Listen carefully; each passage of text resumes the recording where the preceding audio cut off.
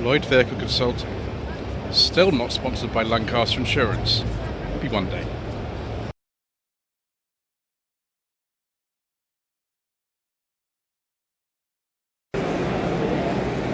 Good afternoon.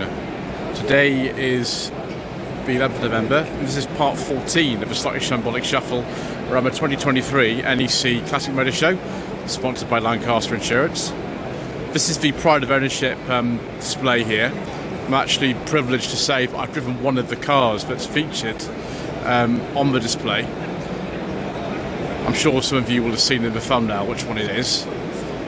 So we'll go around this section. We've been going a while now. We've got a lot more to go, so we better continue. 1991 Peugeot 205 GTI. I think this is a 1.6. Yes, it is. This is the facelifted one, which came in 1990.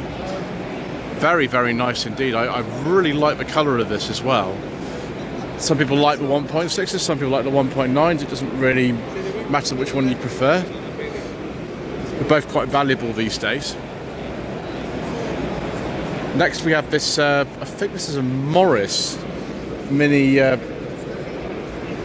Cooper steering wheel and front badge, but it's actually a 1977 car. This has been sort of modified to look a bit older than it is. So there you can see the modified engine and things like that. This has just been completed in July. So you're definitely Mark III or later. 77 Minis actually would have had different rear lamp lenses as well. The badge and things are often sort of Mark II, I think, but yeah, it's a 77 this one. You can tell some of the little details in it, like those switches inside and things. Then we've got some modified Hillman Imp, I think, this one.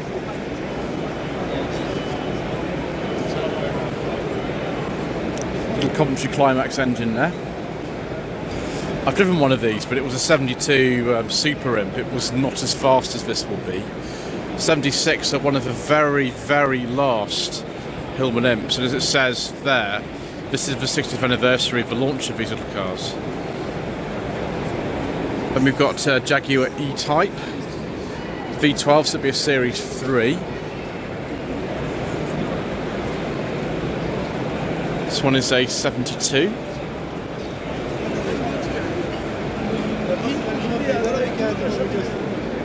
Then a Ford Consul, very late Mark II Consul, 1962, very last year they made these.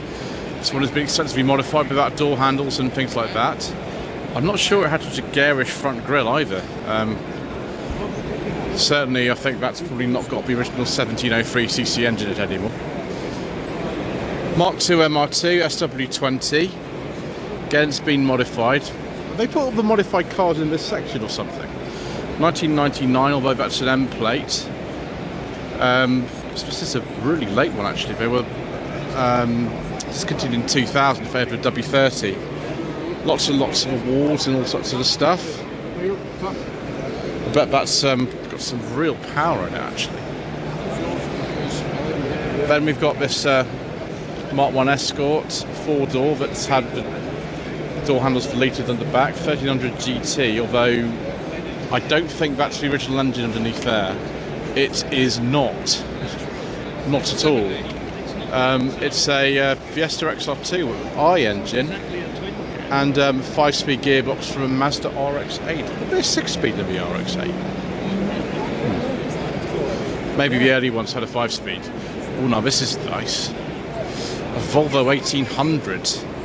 Now those actually are the, I think, original spec wheels, because you can actually get mini-like style wheels on these.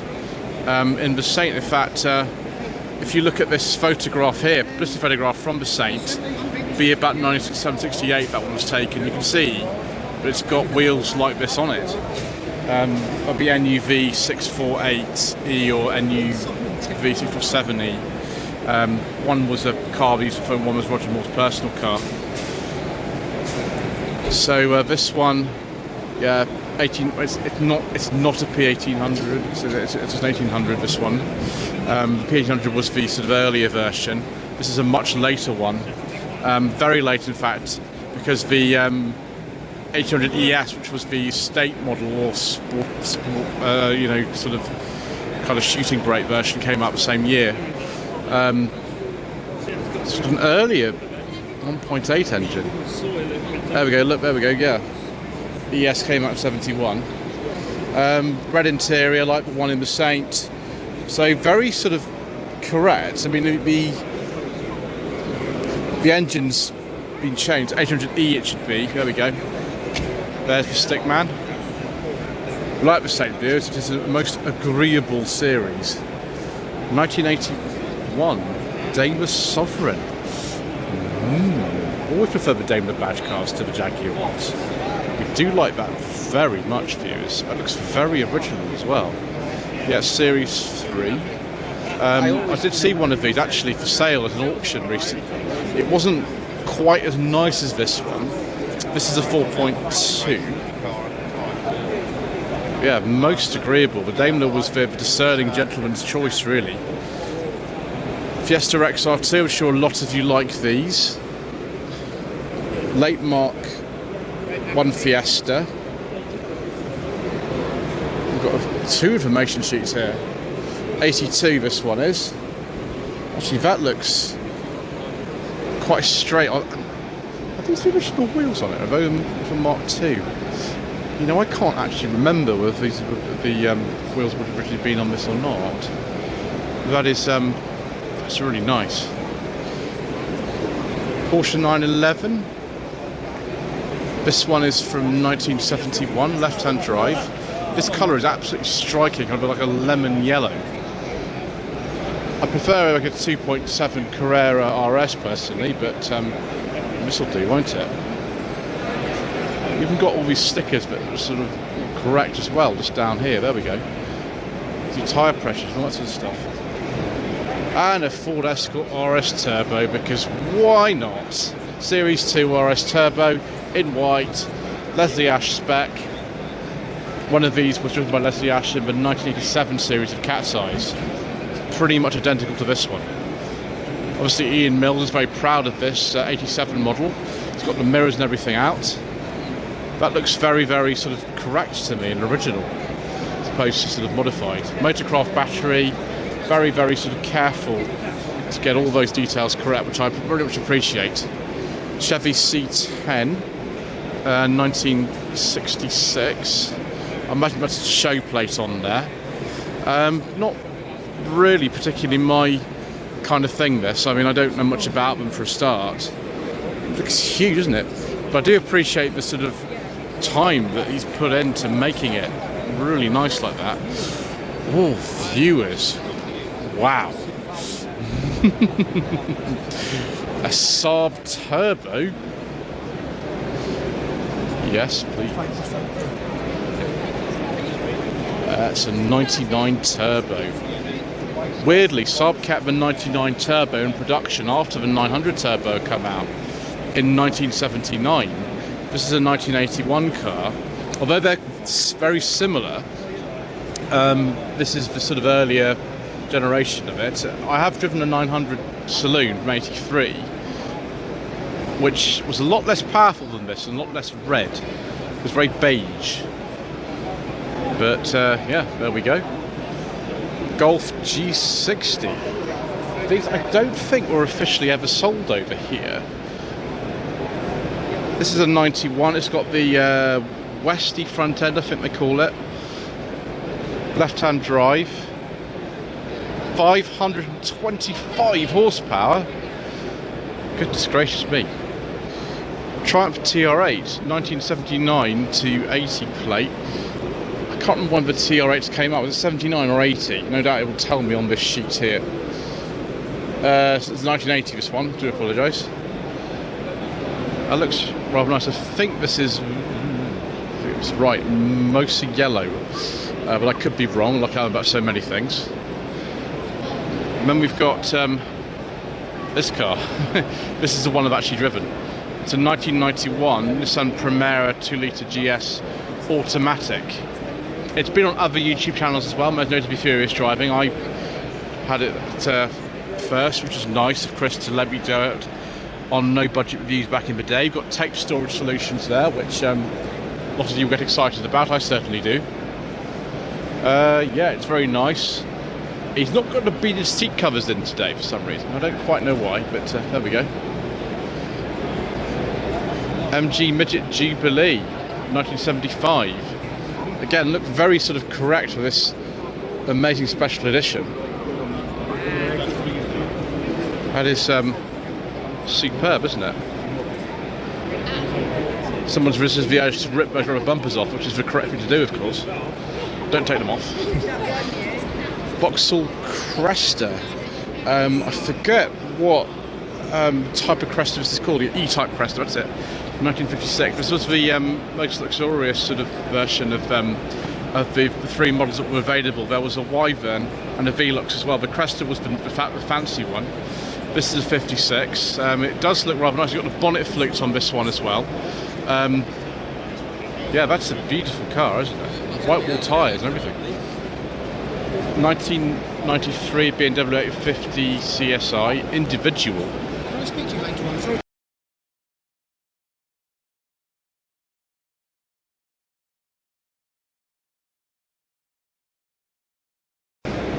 Right, I had to make a little cut there, viewers. 1993 BMW 850 CSI individual.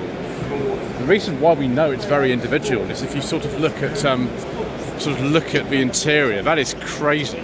You don't see many with this. And look at this blue custom mobile phone on the Vodafone network in the middle there. 6-speed manual. Very, very kind of sort of custom, and it's very straight as well. That is really, really kind of beautiful car. I mean, the interior is maybe not to my taste exactly. I prefer just one colour beige, but I mean that's very nice anyway. Ooh, Maestros.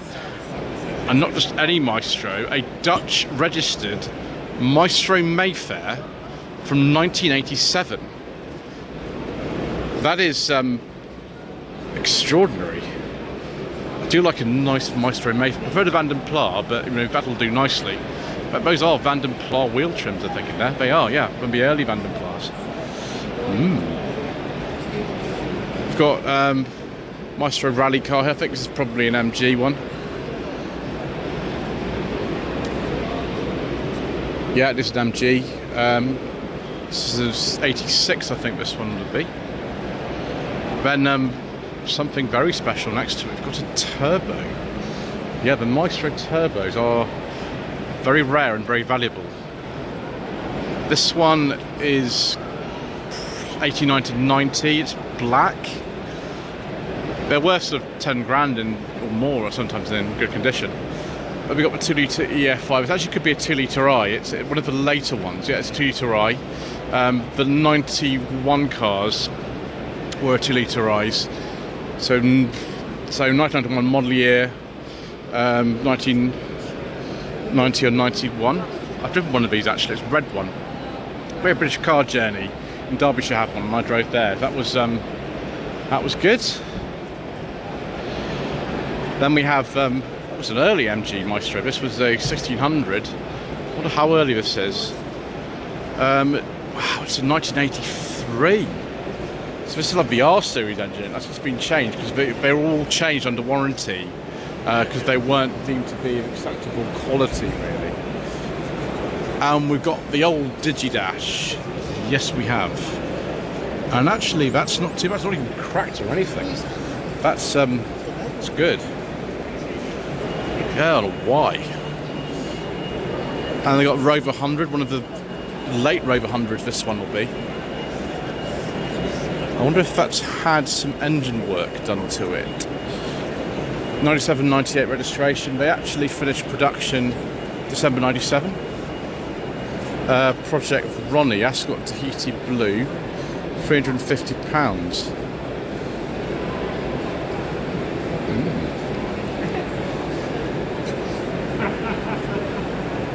We've got a late Metro van. The Metro van was sold, I think, until 1992, even with the Mark II Metro front end. This would be an A series engine car actually. This went in the K series. So these were made a lot sort of longer after the Mark II Metro discontinued, the standard ones. First 92 is one of the very last ones. By contrast, here is oh wow, very early one. One of the very last Morris badge vehicles ever. This was registered in 1984. For some reason, the early ones were badged as Morris's, even though at the front of it you can see we haven't actually got any make at all. And it doesn't even say on the steering wheel. It will say it on the back though, and it's got a Morris badge for reasons best known to the Austin Rover marketing department. Apple 2000, 2001, Maestro here. Look at that, $42.99 with the optional warranty. Apple 2000 Rotor Car Maestro, £20 one in a Facebook classic car raffle. I think I've seen this before actually. I think it was at the BMC Leyland show. A couple of Maestro vans here. I've got to be careful that they've got petrol engines in them. Let's just check. Yeah, this is Tandy Camper 1.3. This will not be the fastest thing in the world then. Not at all. And then this one, let's just be careful, but just look away for a second here.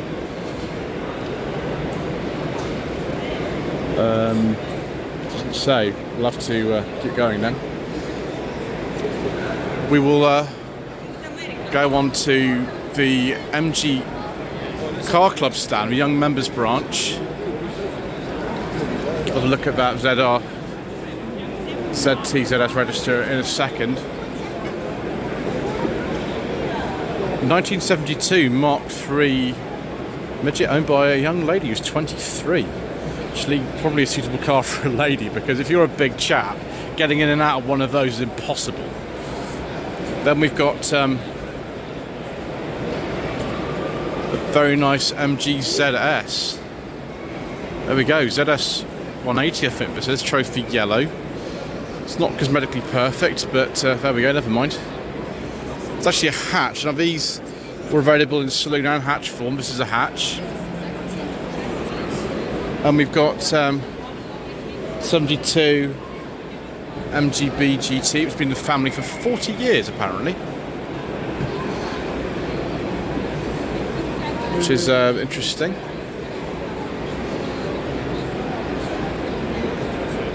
Can't name this colour, but oh yeah, I do know. It's blaze red, but it's actually orange. Silly, isn't it? That one we can't talk about, unfortunately. We don't talk about diesels on this channel. Ooh, the Austin MASH Metropolitan stand. They didn't really have the Austin badges, but they were built by Austin and they used the B-Series engine, so I've always called them the Austin MASH Metropolitan. I think later on they were just called a Metropolitan. They were sold over here. In fact, here's a right-hand drive one here. The 1.5 engine. They originally had a 1.2 engine. It was sold, I think, from about 54 to about 61, I think. Often in this sort of striking kind of aquamarine blue and cream colour scheme. Then we've got a very exciting stand, Vanden Plas stand. You could say Vanden Plas in three different ways. They're all completely valid, and people who complain about one pronunciation over the other, you've got too much time in your hands. Let them do what they want to do. Just stick to one of them. They're pretty much all correct. Don't worry about it. This one is a 1988 216 Vanden Plas EFI. I would like this car very much. This is my ideal spec of SD3 Rover. This one's a manual as well, which makes it incredibly exciting. They drive very nicely, these. Obviously even better with all the luxury of the Vanden Plas specification. Also got this Vanden Plas Daimler 66, 1977-78 registration. All the luxury you can possibly imagine in your life from British Leyland in the 70s. Yeah, Daimler 66 Vanden Plas. It's a beautiful colour as well. What that colour's called? Amethyst it's called. It's actually like an olive colour interior, not beige or anything. And then a Vandenpla 1500. I've never seen, I don't think, a 1500 Mark III. This is based on the Allegro 3. The slight name changes. I didn't realise actually that you could still buy the 1.5 version of this. I thought they all went to the 1.75 engine when the Series 3 Allegro came out. This is a 1.5, it's a manual. There we go, I've learned something new today. Wonderful.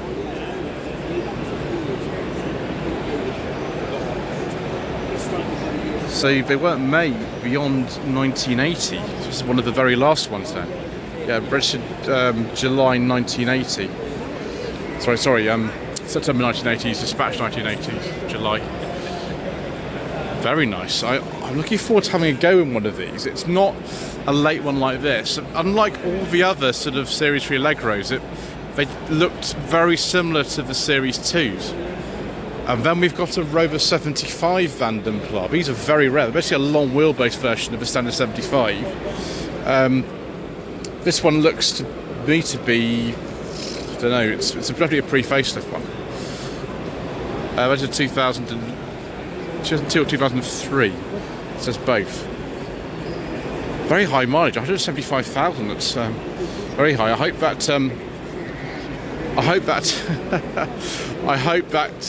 KV6 has not had about 15 million thermostat housings like my old Rover 45 V6 had. So probably built 2002, registered 2003. Ooh, we almost walked past the Morris Marina in Ital stand. That would have been terrible. Look at this lovely estate.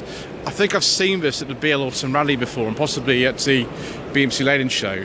77, 1.8, Super Deluxe, automatic. Borg Warner 3-speed auto. Unusual specification, actually. I don't think I've ever seen an automatic marine estate before at all. By contrast, here's a very, very low specification Ital 1.3L, right at the bottom of the range. It's a 1982 in kind of like a sort of cream colour, so absolute base spec. Someone's really gone to town with making this look as nice as possible. What I've noticed though is the track of this car is massively inside where the arches are. It looks a bit sort of narrow. I mean, one at the rear looks even narrow. I don't know if the sort of later ones, I think the Ital did change suspension later on, were a bit different. I'd like to drive an Ital. I've had driving in a Marina, that was actually alright, it's pretty good. Right, let's try an Ital. This looks considerably more powerful though, this Marina Coupe. They did make the coupes all the way through until 1980. The one I drove was a 1.3 coupe from 79, so it did make them as late as that. That one though is nothing like it was originally. Interesting. So got the Gay Classic Car Club stand here. They always do a good selection of cars. That DS Decapotable is beautiful. Just think it's registered in like 71. I didn't think they made the ones with that front end as late as that. I could be wrong, but it's right-hand drive. That's a stupendously rare car. I don't think I've ever seen a right-hand drive one before of these at all. I've seen a Bond Bugger before. This is the 750 ES model. 750. I thought we were 700 ES standard. Something funny going on there, viewers. 73, 74 on an M. We talked earlier on about the 800 ES Volvo, and here is one. Unlike the standard 1800, we've got this kind of shooting brake type rear end on a K, so 71, 72. Later inspired with Volvo 480 and then the Volvo C30, both with this sort of idea behind it, and all of them quite amazing cars, really. Vauxhall Tigra. I've seen one of these for a long time. Let's have a look at the order form here. There's the invoice, July 2000. So this is a really late Tigra A. Interesting. Information sheet here. Yeah, 2000. Very, very late for one of these A's.